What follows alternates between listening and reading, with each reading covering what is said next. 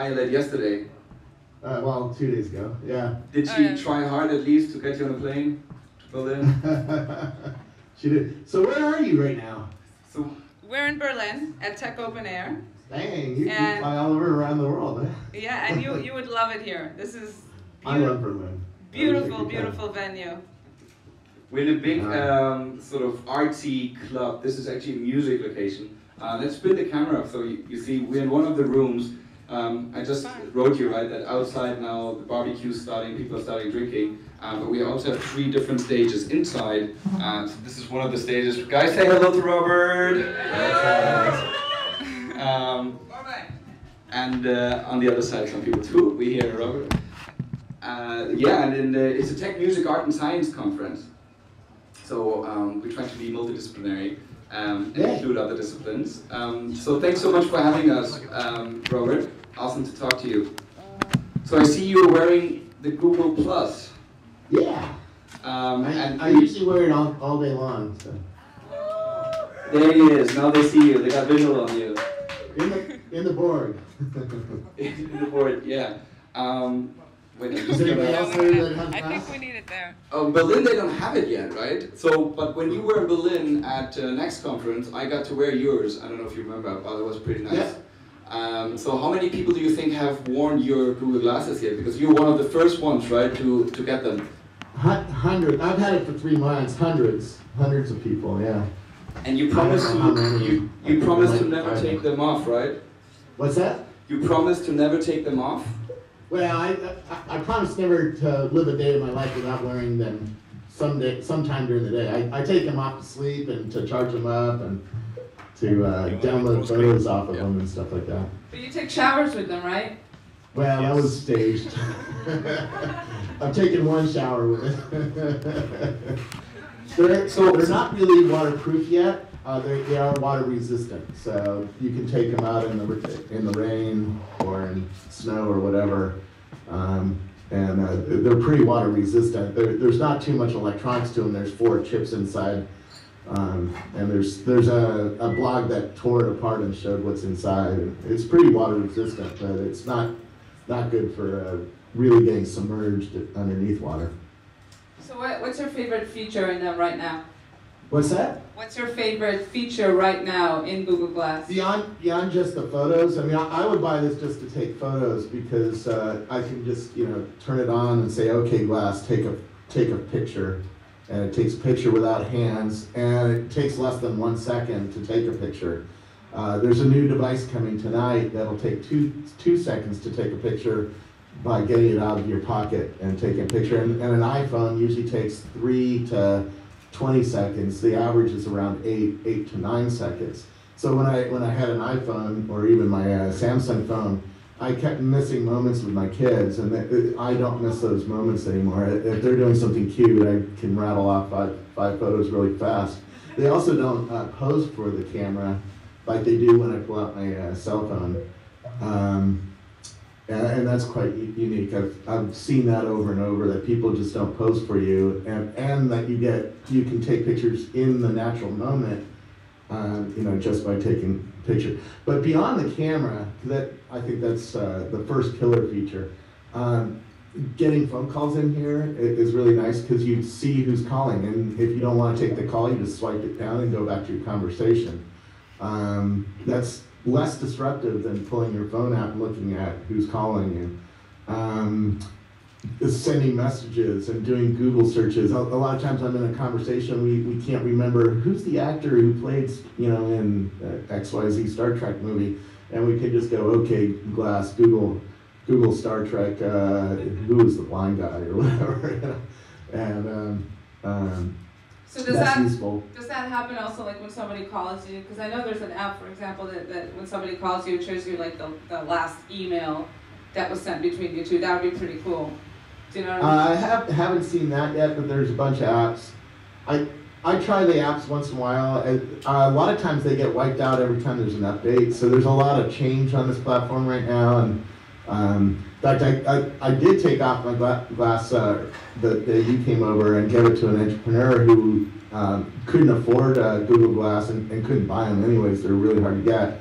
And so they were testing their glass. So they developed a glass app without having glass, and they use my glass to one, submit the glass app to the store or to the store, and also to test it out. And so where was I going with that? Yeah, I haven't seen that app yet.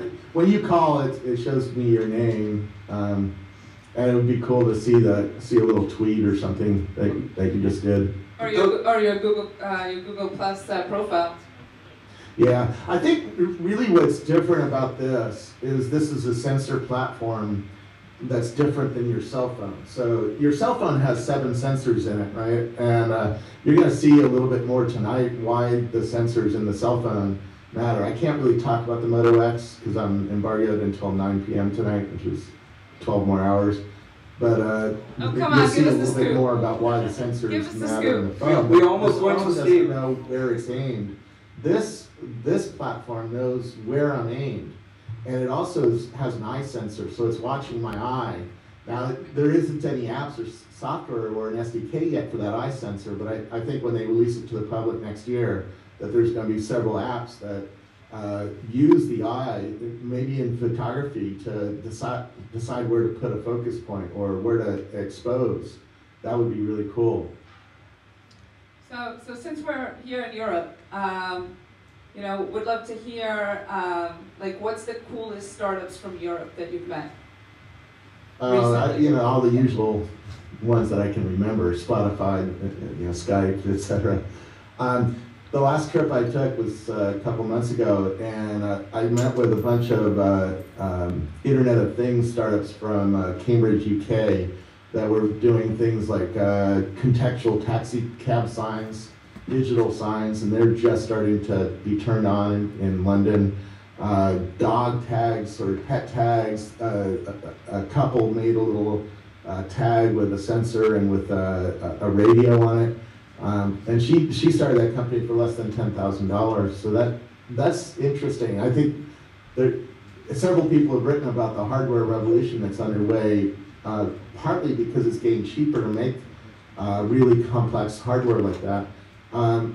Because the sensors keep coming down in price, the processors keep coming down in price. I think that's why this is happening right now. I mean, I heard an interview with Thad Starner, who runs the Google Glass team, and he said, what's really remarkable about this is it's 49 grams, and it's more powerful than the first Cray supercomputer. So basically, we have a Cray supercomputer that when I was in high school cost Apple Computer $1 million to buy, and took an entire room, and now we have it on our face. And that's, it demonstrates just how much has changed in 30 years. You just mentioned a startup that works context-based. You're also writing a book, right, about context, yeah. The age of context. What is it going to be about? Why is context so important these days? Well, now that we have a lot of sensors on us, even if you just carry around a cell phone, you have 7 sensors that can study us as we live our lives. And then we're also putting a lot more data into the internet than we had 10 years ago, right? 10 years ago, we didn't have Twitter and Facebook and Google Plus and LinkedIn. We really, our email systems 10 years ago were much more, were not really this cloud-based system. It was, I used to have an email server underneath my desk at work, and that would serve 20 people's email needs. And so there wasn't a centralized email system, which has some advantages. The NSA, couldn't listen to us as easily. But the disadvantages is that now this new world can be studied, and we can build highly personalized products.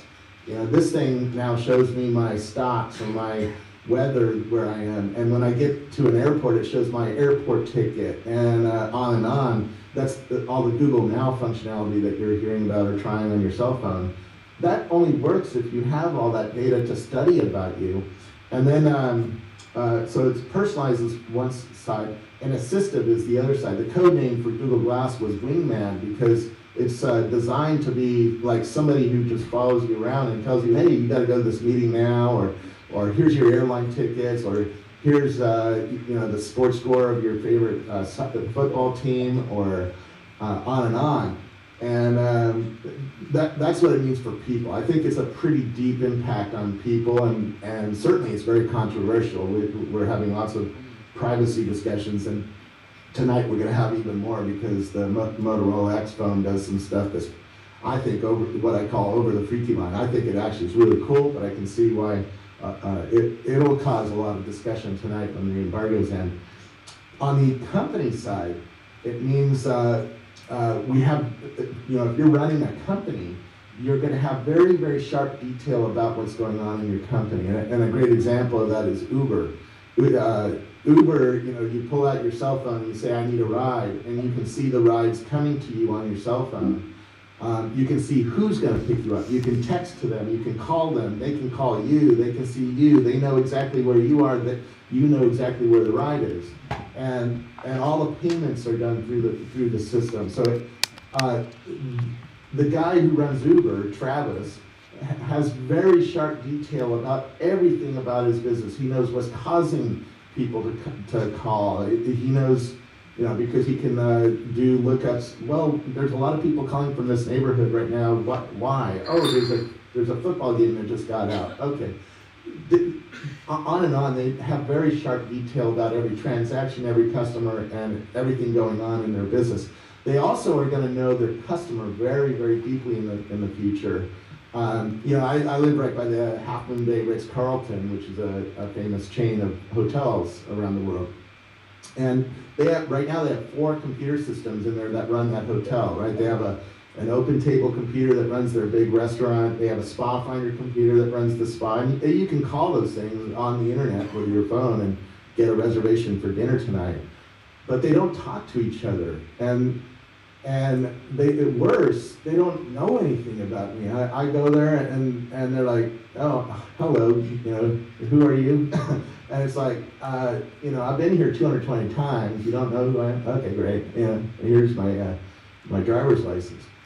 In the future, they're going to know everything about me, right? And they're going to know it worldwide. So when I go to the Ritz in London, they're going to go, hey, Robert Scoble, welcome to the Ritz. And your Lagavulin, right, is waiting at the bar, and you know, Joe, go ask for Joe at the bar. You know, Robert, I think change how customer service is done because of that, and in the next 10 years, that's absolutely going to come true. Where the best customer service organizations are going to know a lot more about who you are, your buying behavior, your lifetime value of the company, and on, your clout score, that kind of thing.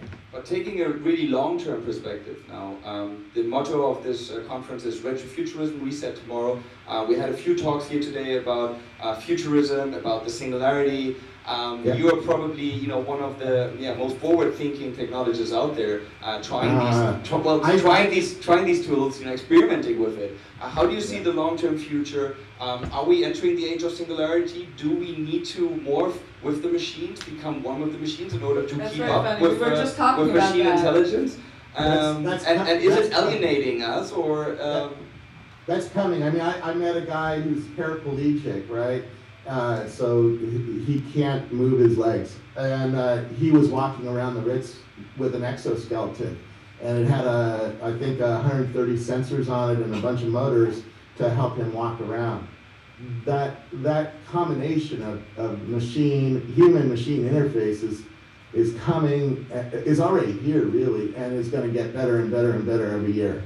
I was just at Park where the Ethernet and the Macintosh and object-oriented programming and on was invented, and they showed me that they're building circuitry now with an inkjet printer.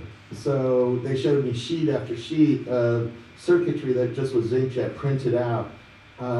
What does that mean? You're going to have, well, they said they're going to soon be able to print circuitry on product packages. Like this Diet Snapple could have a little circuit on it with a little sensor and a little radio to say, has that ever been above or under a certain temperature range, right? So they said, think about that. Think about shipping perishable foods around the world or medicines around the world. You're going to be able to know whether that medicine has exceeded the temperature range that would ruin it. But are you always optimistic about? about? Have tattoos on us. I've seen many tattoos already where you just put a tattoo on in the morning and it tells you all sorts of stuff. SRI is working on blood sensor that if they get a few drops, not even a few drops, a little bit of your blood, they can tell whether you have cancer or not. So imagine wearing a sensor that tells you, hey, you better go get your pancreas checked out because we're starting to sense some cancer cells in you.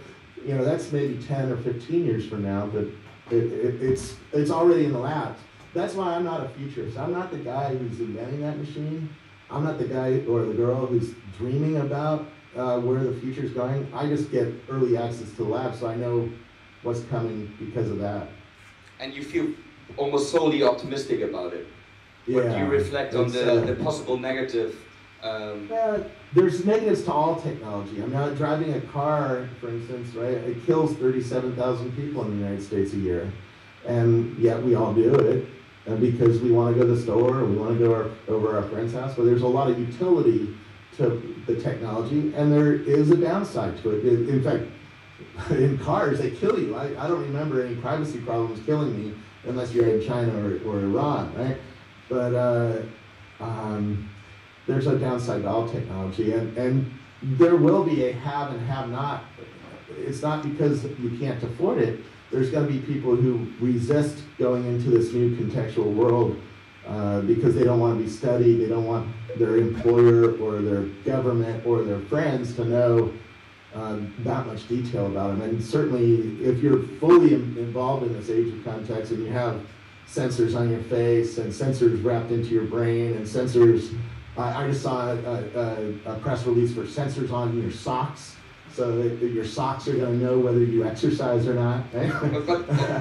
And you take that to the utmost end, where you're going to be wearing 100 or 300 sensors. That world is going to know you at a very deep level. I was wearing a galvanic skin response sensor at one of the Next Web conferences, and the guy who invented the sensor was standing next to me, and he knew how nervous I was on stage. And then we started talking about different things, and then he started talking to me about the red light district in Amsterdam, and his graphs spiked up, and it's like, oh, you're in my brain. That's really weird and scary. And there will be a downside to that. That information could be used against you, and will probably, because you won't get certain kinds of jobs because of that, right?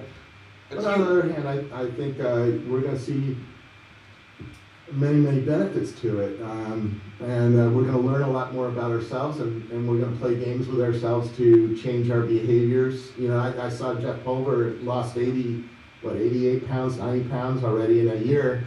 And he's using Fitbit and other sensors to help make sure he stays on track and does the exercise that he's planned out for his life. So there's a good and a bad.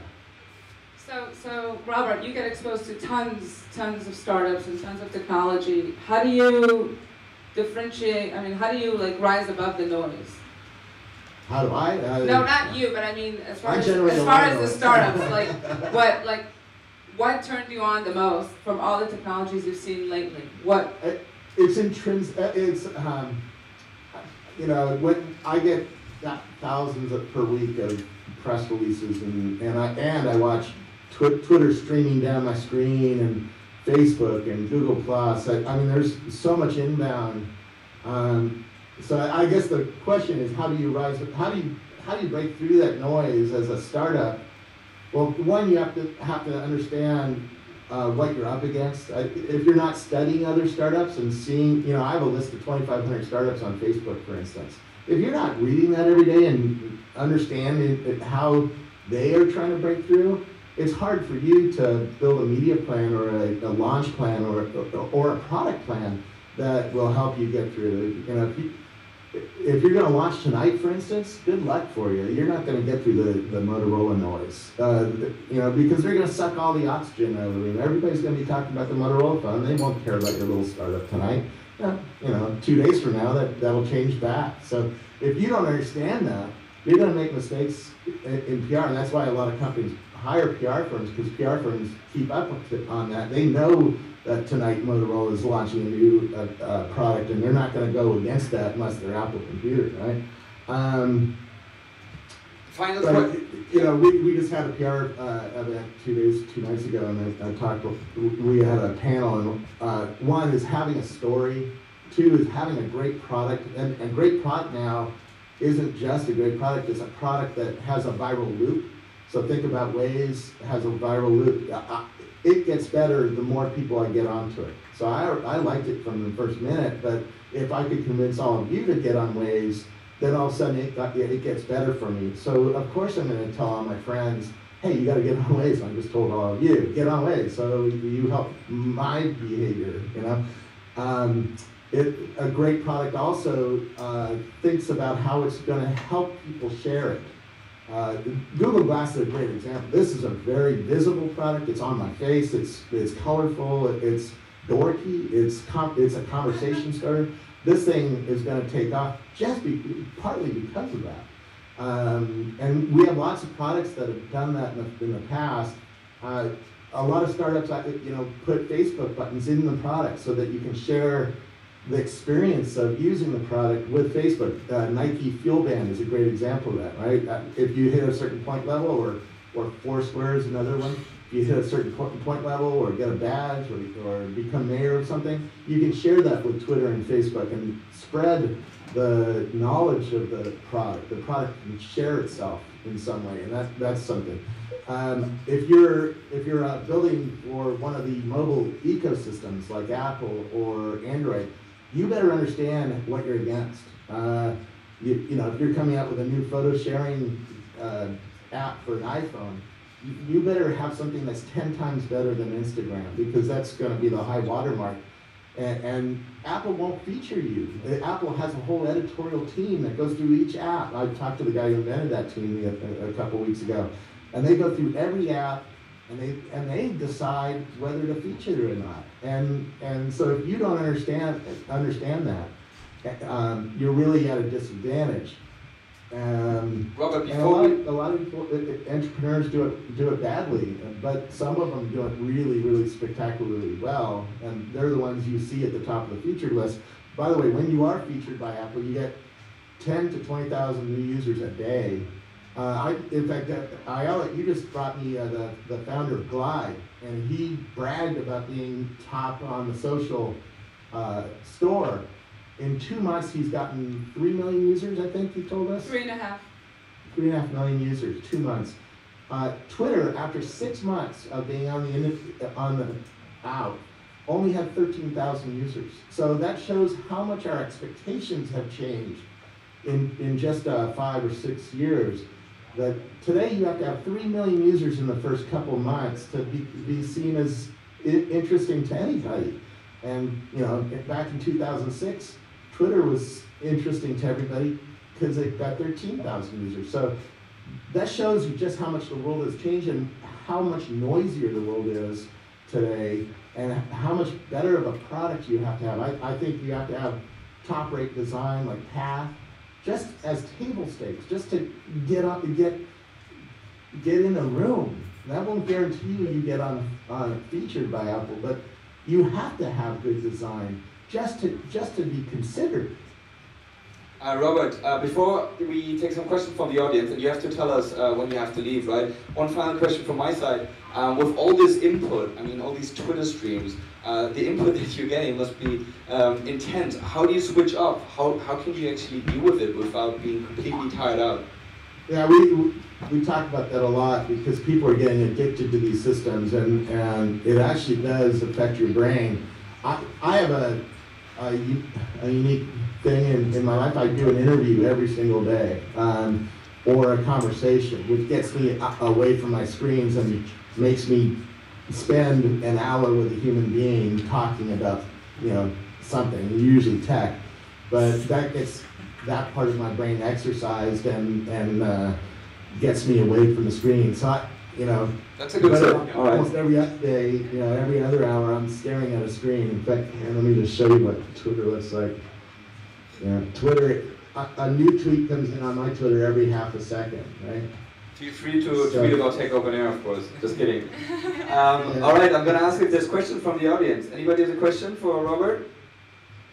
2 questions in the back. With all the revelations that have come out with the NSA and everything we heard about PRISM, etc. Is there anything that the government could do, or any kind of revelation that could come out to make you disconnect? Maybe just say, this is enough, I'm going to disconnect everything completely. I don't know if you got that. Probably not. You're asking the wrong person. So basically, whether there's anything that could come out in the PRISM NSA scandal that would make you, or even bigger, anything basically to get you off the grid. Now, I always, you know, I argued with, I went to the White House when George Bush was in the White House, and I got a really behind-the-scenes tour. And even then, we knew that they were spying on us because of 9/11. And I argued the EFF's role. You know, I said, why are you spying on us? You're supposed to serve us and not, you know, not build these systems that break our, that, you know, go against our Fourth Amendment. And their thing was, hey, you don't understand, first of all, how politics works. We're here to get reelected, and we won't get reelected if you have another 9/11 and we didn't do anything to try to prevent it. Two, they see their role as more importantly to protect Americans. It's a big. It's a long conversation, I guess we could have. I didn't know exactly how they were tapping into everything. Now I know exactly, you know, how. In fact, how they go through the optic cables that are lying underneath the sea. They bend the cable a little bit, which doesn't break the cable, but light wants to go straight, and they put a little sensor at one end of it, and so the light goes, a little bit of light escapes the cable, and the sensor picks up the light, and that's how they tap into an optic cable, right? It's pretty genius, but now we know why, now we know how. Any other questions for Robert? You know, people wonder why I'm always public, because I knew that they were always studying me, and I said, well, I'm going to exploit myself before everybody else exploits me. And in fact, before I got a job at Microsoft, I knew this very deeply. In corporate life, you have no privacy. Every single employee at Microsoft had all of their email put into the public sphere because of the DOJ lawsuit. So I knew very deeply back in the early 2000s that anything I write on any system could escape and be turned over to the public or be studied or whatnot, particularly at work. And I knew, you know, when I moved my email to Gmail, or I used to use Hotmail a lot, I knew that the corporation could study it. We talk about that at Rackspace all the time. It's like, oh man, we're on Salesforce. Salesforce could be using access to study what our strategy is. We think about that, you know, so we don't, you know, we think about it, but on the other hand, everybody has mutual assured destruction at this point. I assume, by the way, that the United States is not the only one. In fact, when Phil Kaplan, who started PGP, pretty good privacy, and now has a encryption system that lets you talk on the internet with really good encryption, and so it's pretty resistant to being studied. You know, he knew that the Chinese government, anytime you went to China, was studying what you were writing back to the home base. So if you worked for Apple Computer and you had secret design plans, you better encrypt those things before you sent them back to the home. And in fact, my next door neighbor worked at Apple, and they had special machines to take to China that didn't have anything on them. So if anything got onto them, they would be they wouldn't be able to get back into the cloud computing systems that Apple used at home.